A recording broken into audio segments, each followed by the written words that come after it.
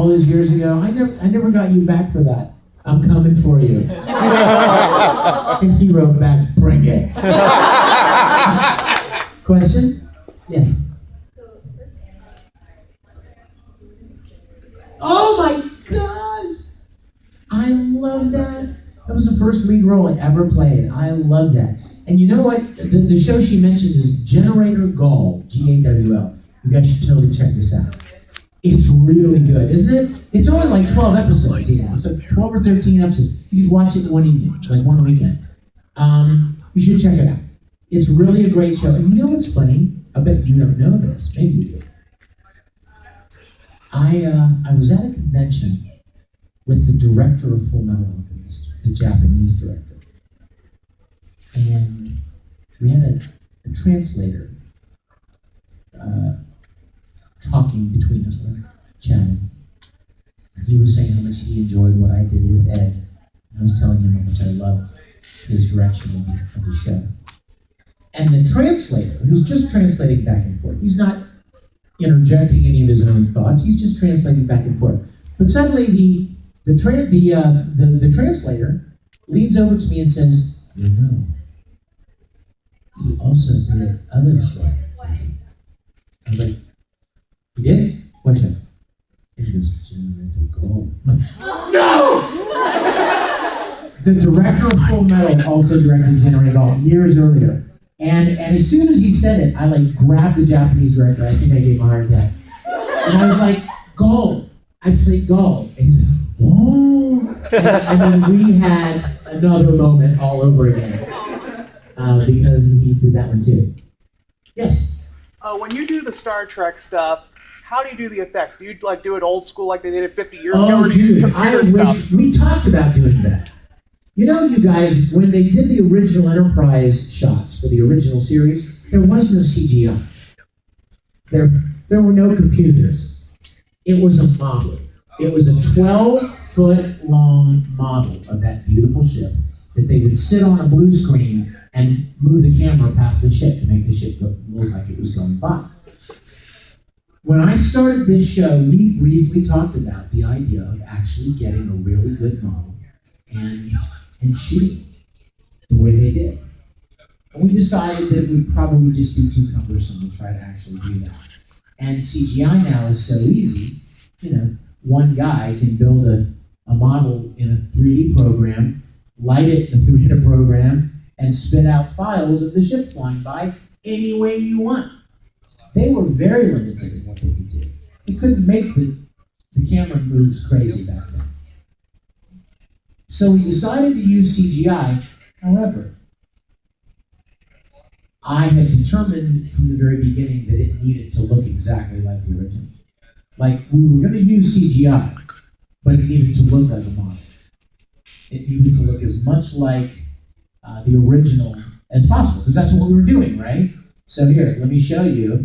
In fact, I'm just going to show this young lady right here. Tell me this doesn't look like freaking awesome. Okay, this is a still image that, come here, bro. You asked the question. This is a still image that our VFX guy just sent me this morning while I was sitting at the O'Hare Airport. It looks like the model, doesn't it? It looks exactly like the original series model. It's a CGI. It's totally computer generated. But you see, that comes down to texturing the surface of the model to look dirty and a little banged up. And lighting has everything to do with making it look like that. So I appreciate the question. Our effects are done with computer, not like they had to do them back then, but the goal is to make them look like they did back then. Even the beamings, like even the transporter, when they beam out, back then they had to do all kinds of crazy things to make that effect. Like I've been told that they put glitter in, somebody told me they put glitter in a glass of water and spun it around and shot it real close up out of focus. I don't know. I don't know what they did exactly, but it was hard. Now, piece of cake with computers, but we don't want to make it better. We just want to make it look like it did. So people feel like it's just part of the same. Yes? How'd you get involved in voice acting? How did I get into voice acting? Well, thank you. Good question. About 17 or 18 years ago, I was working in Houston, Texas. I've been acting since I was very young. I mean, I've been doing stage plays and musicals and small camera work and a lot of theater since I was very young. So I'd done a lot of acting, but about 17 years ago, I was doing a video production in Houston. And one of the guys I was working with said, "Hey, you have a lot of acting experience, don't you?" "Yeah."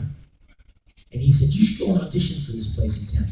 They buy these Japanese shows and they dub them into English and they're looking for actors." And I thought, well, that sounds fun. So I went and auditioned at ADV Films and got cast as Vega in Street Fighter II. Wow, that was a long time ago. And it was weird, but it was fun.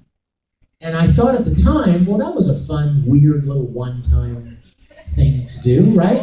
Like, kind of a freaky little one-time thing.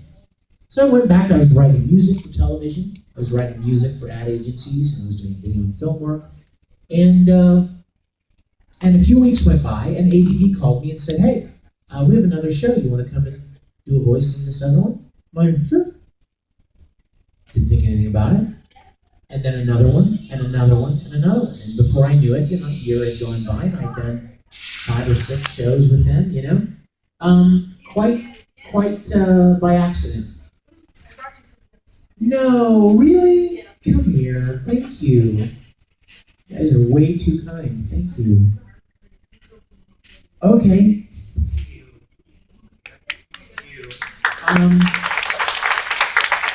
So that's how I got started. I never expected anything to come of it. I never imagined much would come of it. But after I had done, 20 or 30 shows with ADV in Houston, somebody invited me to an anime convention. And they were just getting started. Now, when I was a kid, I went to Star Trek conventions as a fan, but I didn't even know they had anime conventions. So they invited me to OhioCon in Columbus, Ohio. And I got there and I was like blown away. I was like, oh my gosh. That's a wall scroll with my character on it. That's my action figure. Pencil board. Like, I couldn't believe all the merchandise and stuff. I had no idea this world even existed. So I kept doing more conventions and more voice acting at ADV. And then one day I was doing a convention and there were some people from Funimation in Dallas. I didn't even know they existed. And they said, "Hey, you want to come up and be in Dragonball Z?" And I was like, "Sure." "What's Dragonball Z?" I didn't know. And so I went up to Dallas and I played Broly. And then they had me do a character in Yu Yu Hakusho. And then Spiral, and then Case Closed. And then, Kitty Gray. So I started working in Houston and Dallas, Houston and Dallas all the time. The anime industry was growing, more conventions, and I met people from Los Angeles at a convention. And they said, "Hey, do you want to come out and do some stuff with us?" I'm like, "Sure." And then I met people from New York. And they said, "Hey, you want to come be in Pokemon?" I'm like, "Sure." So I am a real, anomaly. It's very strange how I got into this. And it's really, really strange that it grew the way into what it did. And that I was just blessed enough, really, to be on the ground floor when the anime industry really kind of took off. So I'm very, very grateful for that. One of the many things I'm very grateful for. Yes? 2 things. What was the story behind how you were cast as Broly when you were doing the auditions processing for it? The Broly audition was really quite simple. I had been at an event one weekend with somebody from Funimation. I can't remember who it was. I want to say, I can't remember. Who was it? I don't remember. But I was at an event with somebody from Funimation. And the next day, I got home back to Houston. And whoever this was called me and said, "Hey, can you do like a lower register, kind of a mean, lower voice?" And I was like, "What, you mean like on the phone?" Like, how scary is that going to be? you know? And he's like, yeah, just give me something. And I said something, you know, I'll kill you, whatever, you know, I just did something. And the guy was like, yeah, that sounds great. We want you to come and play this character. That was it. That was my Broly audition. And then I got up there and realized that DBZ was like a big show for them. It was like Funimation's big thing, right? It was their flagship show. And I was really excited to be a part of it. And from the very beginning, all Broly does is yell, scream, Kakarot all the time. And within an hour, I was like, oh my God. Kill me. Just kill me. My voice was so shocked. And I thought, well, at least when I finally finished up movie 8, Broly's big introduction, I was like, at least he's dead now. And then he comes back. How I did not know Dragon Ball Z, right? Proving my ignorance. Because he comes back again and again and again. And then when he finally got totally crushed in like movie, I don't know what it was, 13 or something. I looked at the director, I'm like, is he dead now? For sure. And the director's like, yes. For sure, he's dead, does not come back, no movie, no more Broly movies. Like, just the video games. Right. Like 3 weeks later, he calls me. There's a video game with Broly in it. I'm like, ah! So even now, dude, like a month ago, I did the new video game. What is it? Dragon Ball Xenoverse 2. Xenoverse, yeah. And I like getting paid, right? I like to make money. So if they're going to pay me to do it, I'll be there anytime they want. But in the back of my mind, I'm thinking to myself, how many different ways can you say Kakarot?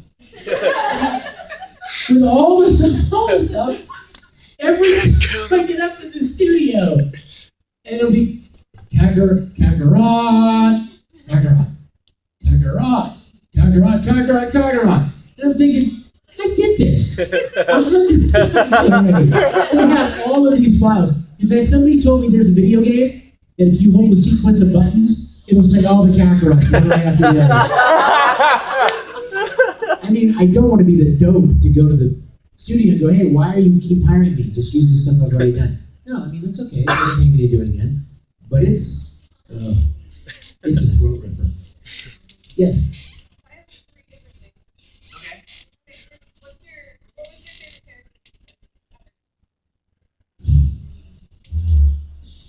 For the longest time, I didn't ever want to answer that because I love a lot of them, and I know that you guys, different people have different favorite, right?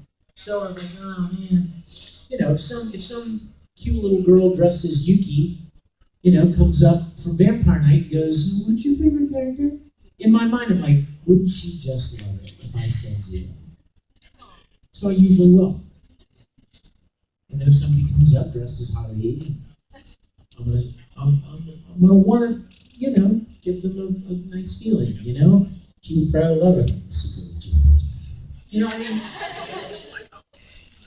But then I had one singular experience that changed that. And that was recording the last episode of Brotherhood.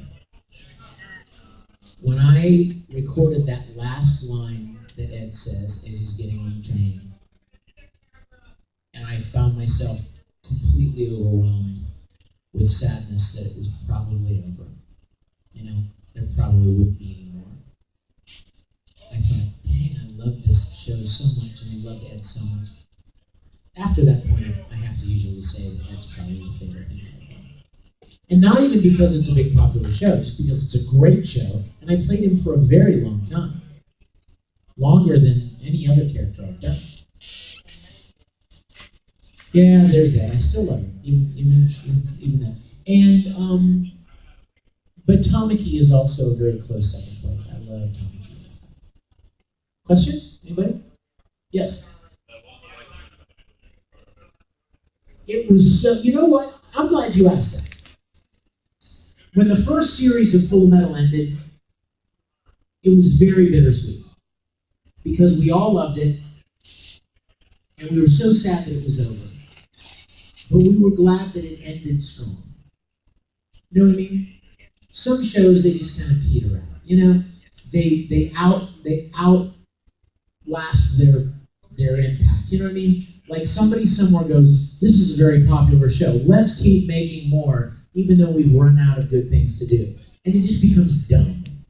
And it kind of peters out. Remember that famous, this is the way the world ends, not with a bang, but a whimper? It's like a famous poem.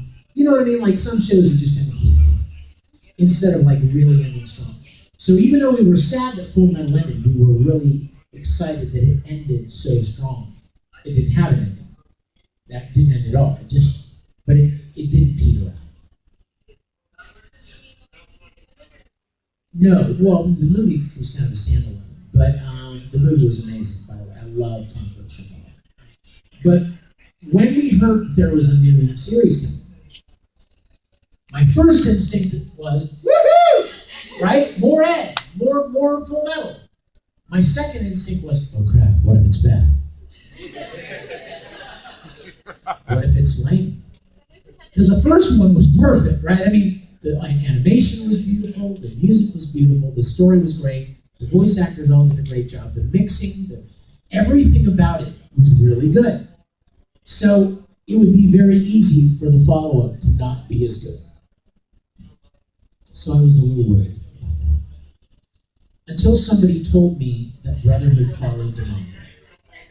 And that made me feel better, because even while we were working on the original, fans would come up to me and go, I love Fullmetal Alchemist, I love what you guys have done with it. Have you seen the manga? Or have you read the manga? And I'd be like, no. And they'll say, it's awesome. The manga's amazing. So in the back of my mind, I always had it in my mind, oh, the manga's really good. People like the manga. So when I heard that Brotherhood was going to follow the manga, I thought, well, that's a good start. It's probably, hopefully be a good story. And most people like Brotherhood better than the original, I would say. Most people. I don't. But the only reason I don't is because I have a real nostalgic love for the first one, because it was where I first met these characters and fell in love with it. So it's more like that first love, you know, nothing ever replaces the first love, you know. You'll go on to love other things, and they may even get better in many ways, but there's something special about that first one. Yes? Wow, you have a music soundtrack to your question.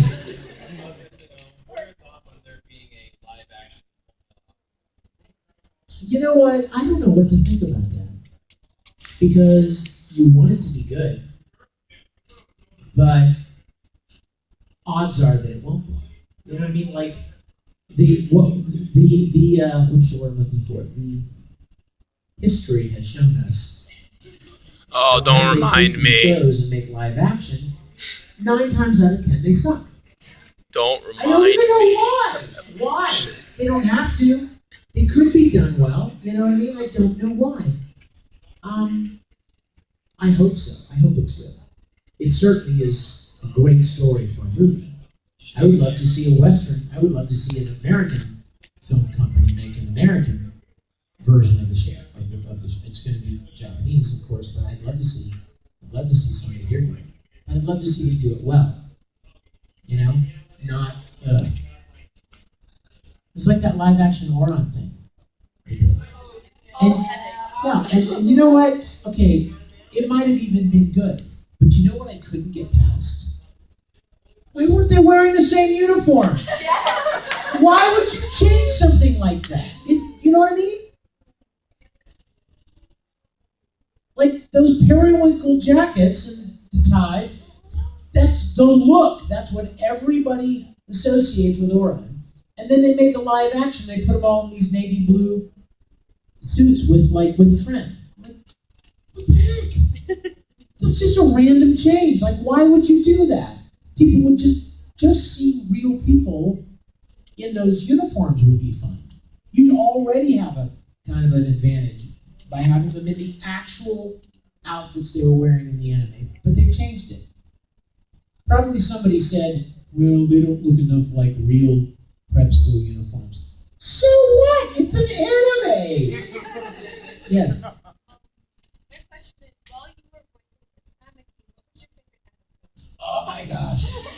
I love Tamaki. Every minute of Tamaki. I love that show so much. I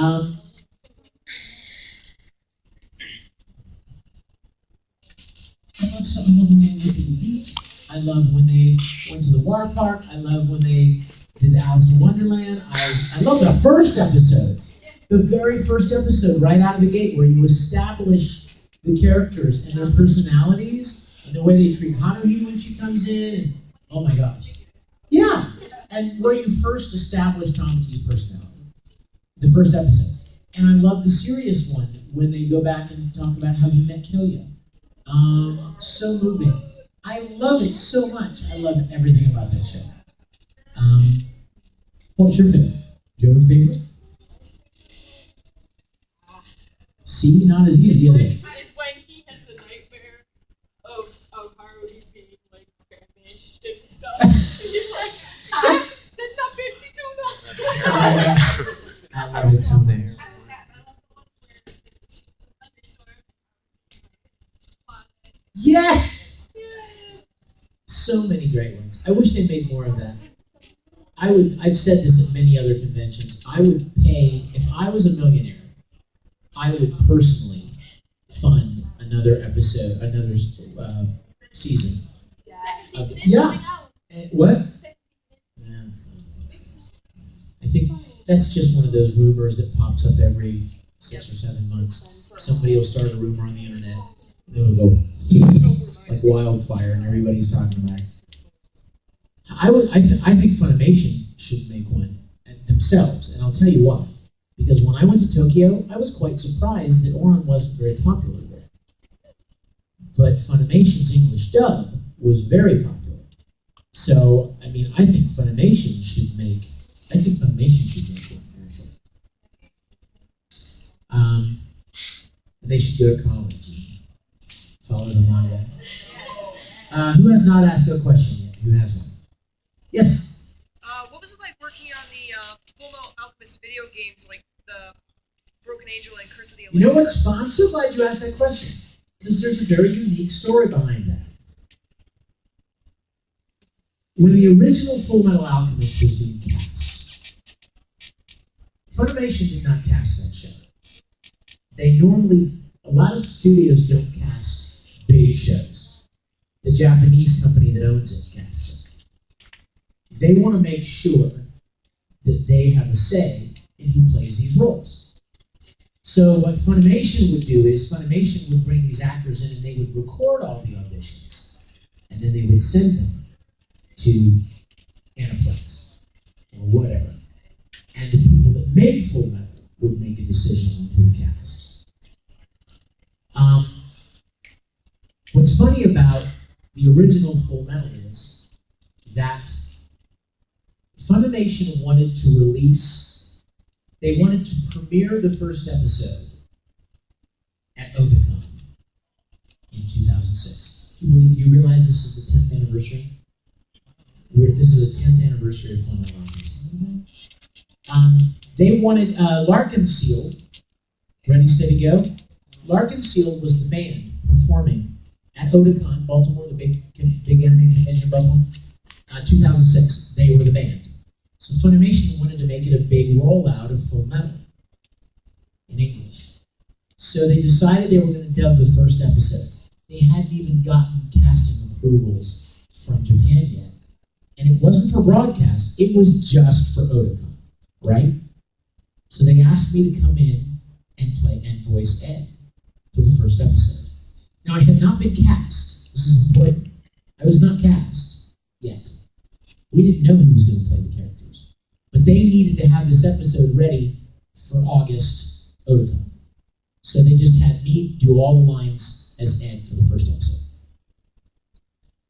They did it, they showed it at Otakon, and they were waiting to hear back from the Japanese company.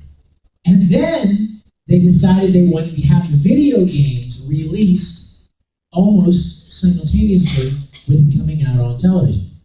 So that if it became popular on television, boom, you got the video games all ready to go, right? Strike while the iron's hot. Well, it takes a long time to make video games, guys. In other words, you have to record it earlier to have it ready. So guess what they did? They recorded the video games before the show was even recorded, so they would be ready when it was premiered, and they still had not had final casting decisions. But they wanted to get them recorded so they would have them ready. And I played Ed for the video games, because I did Ed for the Otakon release, but still, there was no official casting announcement. So by this time, I was like in love with this little character, and I played him in a first episode in these video games, and there was still no guarantee that I was going to actually play the character. So it was a little scary, but that's the story behind the video game recording of the games. Yes, I know you had your hand up. Yes. Fresh ground coffee. Fresh coffee. But I will drink colors. If I must. From your mom. I'm just kidding. Yes, it is. What did you do? No more! Thank you. More candy bars. All right, we're all going to my room and cutting these up into little pieces and sharing them with everybody. Yay! I'm eating all of those. You don't think I will? I will. Man, Milky Way Dark with a cup of coffee? Ooh. Even commoners coffee.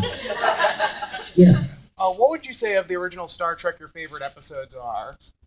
Well, my favorite episode is a rather obscure episode called Requiem for Methuselah. Oh, I'm trying to remember. Which one is that? That was the one with the old man who had the android girl. The daughter, yeah, and they find out at the end she's actually an android. Yeah, I remember that one. It's just, I don't even know why. There's something about that I really love. But now, after that, I love all the big ones that everyone loves. Piece of the Action, Doomsday Machine, City on the Edge of Forever, Mirror, Mirror. Oh, yeah. Patterns of Force, Space Seed, yes. Yeah, I have lots of favorites. This Side of Paradise was a great episode with the spores. Oh, yeah. Amok Time. Yep. Was. Yes. Sure, ask me a serious question. I saw a video where you had protested, and my big question is that I want to do. Did you guys hear that? No. She mentioned a video that a fan shot where I confronted some Christian protesters. Did anybody see that? Did you see it? I was at a convention. Where was it? Knoxville, maybe, I think? I think it may have been Knoxville, Tennessee. But I was at this convention in a hotel. And I was leaving the hotel to go get some lunch. I was just walking out. Walk down the street to get some Thai food. Yummy. And there were these people outside with signs. I've seen them at plenty of conventions.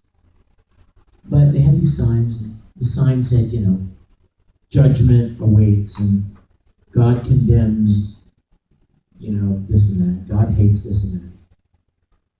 And I walked by them. I walked, they were this far away. I was leaving the hotel, they were walking away. And I walked by and I thought, I'm a Christian and I hate that representation of Christianity. And I wanted to say something. And I thought, should I do that? And I kept walking. And I went to the Thai place. And we came back, coming back to the hotel, and they were still there.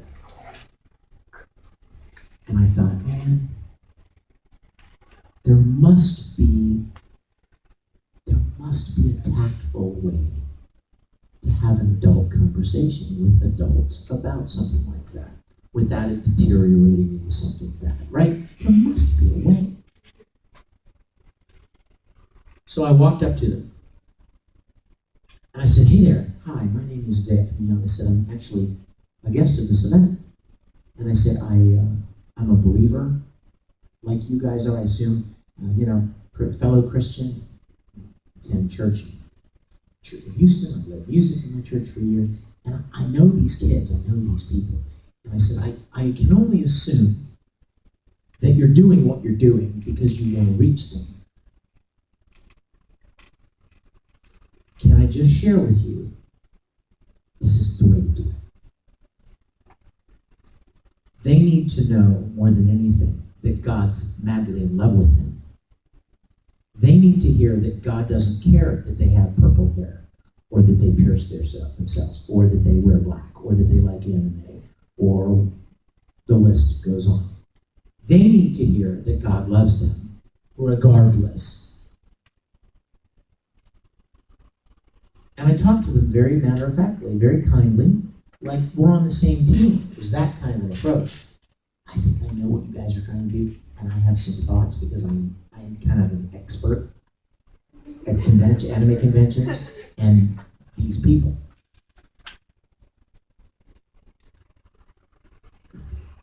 And as I was talking to them, they were looking right at me, and they were looking at me like this. Like glazed over, like I'm not hearing a thing you're saying, and I've pasted this condescending smile on my face, and then they started quoting Bible verses to me. Now, let me tell you why that gets me personally. I have awards for Bible memorization. When I was a little kid, I memorized hundreds of scripture verses. You understand? Don't quote Bible verses to me. I was like, "Oh, dude, you didn't just throw that down, did you?" Like, it just really rubbed me the wrong way. I thought, I can't believe that I'm trying to have a civilized, heartfelt conversation about something very important here, and you're quoting Bible verses to me? So I started quoting some back that demonstrated what I was trying to say. And it started escalating. And I started getting upset, because I'm Italian. And finally, I was, and by the way, I didn't even realize that there was somebody standing right over here videotaping the whole thing. I was so into it, I didn't know. But I was trying to say that, do you really think that telling these things, saying this, putting these kind of signs up is going to draw people to God? Do you really think He loves them as much as He loves you? I mean, they need to hear that. Blah, blah, blah. And they kept throwing these, hell, blah, blah, blah, and condemnation, blah, blah, blah. I got so angry, and I started to walk away. And I got about 20 feet away. And the woman, there was a man and a woman. And the woman yelled out, in the video, you can even hear it. The woman yelled out, "God loves all of us the same." Something like that. God loves everyone. And I turned around at the top of my lungs and I screamed, "Then why don't you put that on your son?"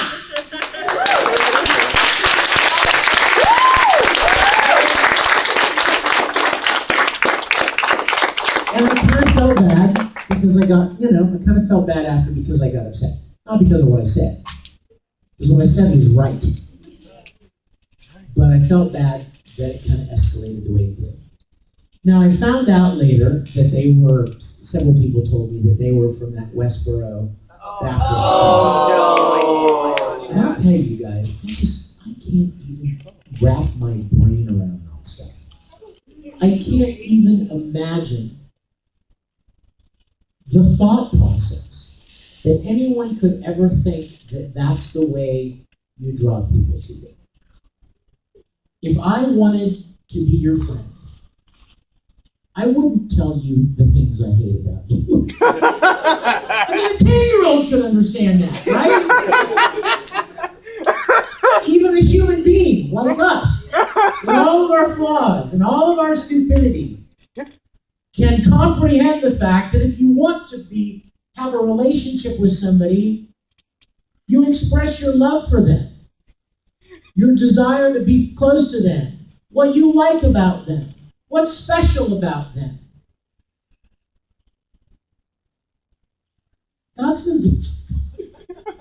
It doesn't make any sense to me. And I don't understand.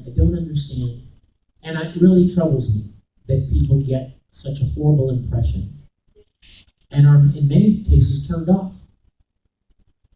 Because the people in their lives that represent Christianity are jerks. I get emails from people saying, I read somewhere that you are banned from certain conventions for making homophobic remarks. And I'm like,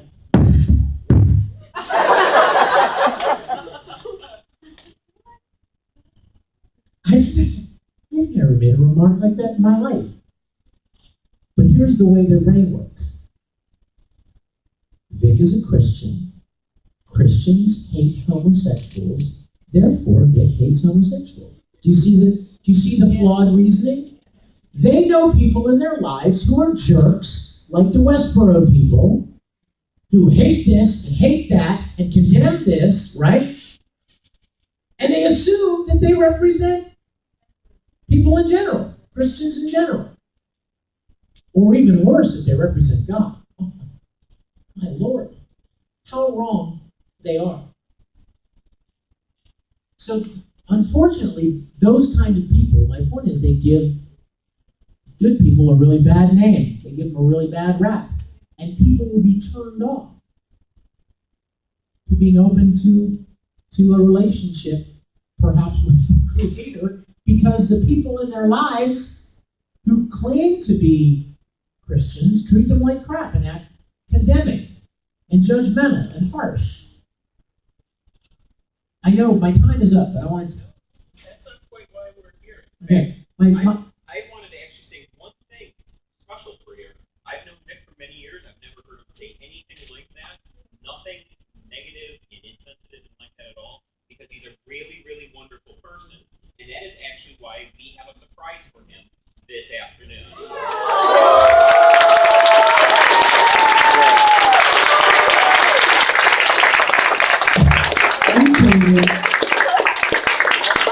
I hope you guys didn't eat lunch because you're all having a piece of this.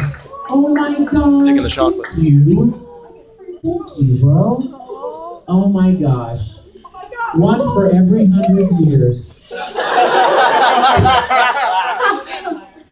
Okay, we are all having. You guys gonna stay and have a piece of cake with me, right? Yeah. As long as you give me an autograph. You gotta make the first cut. You gotta blow up the candles. You take your own slice, okay. And then we will cut the rest out for them. But right. First, happy birthday to you. Cha cha cha. Happy birthday to you. Cha cha cha. Happy birthday, dear Vic. Happy birthday to you. Cha cha cha. Thank you.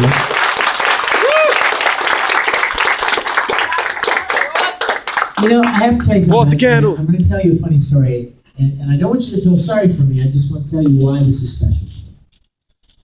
I went to boarding schools for a large portion of my life. And the boarding schools always started that I went to, like literally 12 hours from my home. I lived in dormitories, 12 hours away with college-age guys when I was in high school. And boarding school always started around the 22nd or 23rd of August, which meant that I was never home on my birthday. And I'm in a dormitory with a bunch of guys. They don't know it's my birthday. They don't care, right? So I just kind of got used to, it's birthday, no big deal. So whenever somebody does something kind, or says something, it really means an extra a lot because of that. So thank you so much. And I'm going to cut this, and then you're going to eat it. Oh yes! Blow out the candles. I'm going to wish that I was not the age that I am, but that's all right. Just get Broly on it. Ooh! How do I get to become a vampire? Because I want to be one of those. There's a panel for that later. Okay. Okay, there's a little bit of distance between the three, so. Oh, don't do that. That's not a good idea.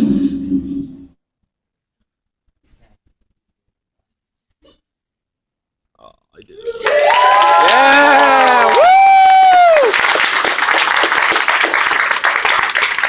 Okay, let's see. For anybody without.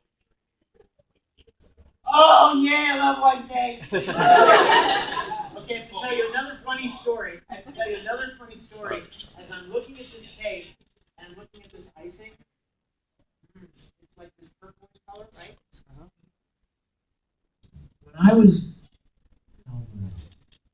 like 16 or 17, my parents had divorced. My dad had remarried, and so I went over to my dad's house, and his new wife got me a cake for my birthday. It had to have been like 14 or 15 because I was still a huge Star Trek fan. Like I was obsessed, like I told you. And they thought it would be really cool to make me a Star Trek birthday cake. So they hired a company to make a Star Trek birthday cake, and it was like about this size, but it was covered in this real pretty blue icing. And when you cut into it, the cake was the same color blue. It was so cool. It was absolutely beautiful. And they used icing to make the Enterprise on the front side. And I ate probably 3/4 of the cake by myself. And I don't want to get gross, but the next day, everything that came out was blue. It was that color. Is that awesome? Like your hair is like, you need to have the first piece because it looks like exactly like your hair. Okay. Okay. Let's. I'm gonna listen. We have plates here and forks. We'll take care of the rest. Don't worry. One Oh, you is will? one is a buttercream white, and one is the chocolate topping for both white pieces. Okay. Well, let me cut this one too. So. He's making And now you've got some turquoise icing on this one, so it's extra. Oh my gosh, I love it. Here, I'll let you take it from there. Wow, that just totally derailed the serious conversation. But suffice to say, it's always good to judge people on themselves, what they personally do and say. And there are a lot of people that have misconceptions. There are people that have misconceptions of you. You know? Am I right? I mean, you've seen that because maybe you go to a certain school, or you grew up in a certain place, or you like a certain thing. So that's not strange. We all have to deal with that. But yeah, that was the story behind the Christian protesters video. And I just hope it's used. I hope it can be used for good. I've gotten a lot of emails about it, and people were encouraged. People that that have normally been discouraged because of that kind of thing were encouraged.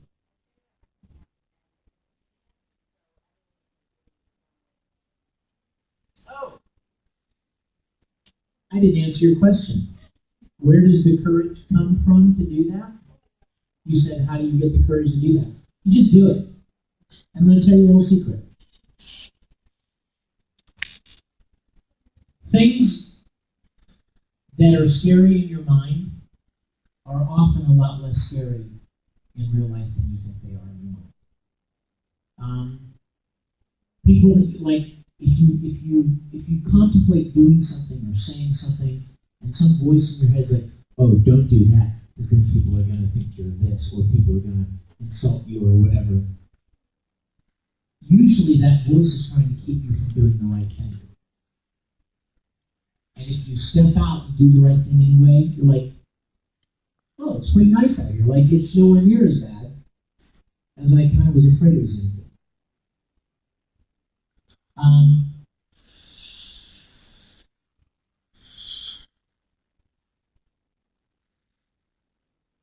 people want to hear good things. So when you want to share something good, if you have something in your life that's beautiful, that helped you, that saved you, that rescued you in some way, that brought you out of a difficult place, if you want to share that with somebody, you'll usually find that they'll appreciate it because they want to hear that. They may desperately need it, right? And they're looking for something to help rescue them a little bit. So the little voices, don't say that, don't. They're not your friend. Those voices are not your friend. They play on your fear and being afraid to be kind of ostracized or teased or whatever. But usually it's an illusion. Many, many more people will appreciate you sharing something good and positive with them than not. Does that make sense? Yeah. Okay. My hand is going to be blue forever. Does anyone have any other questions? I think so. Well, we're done. We're done. I have a question. You ready for some cake? That's my question. Okay, you guys, have some cake, and then I'm going to go sit up over in the autograph area and come and say hello, okay? I love you. Thanks for being here, guys. I'll see you soon.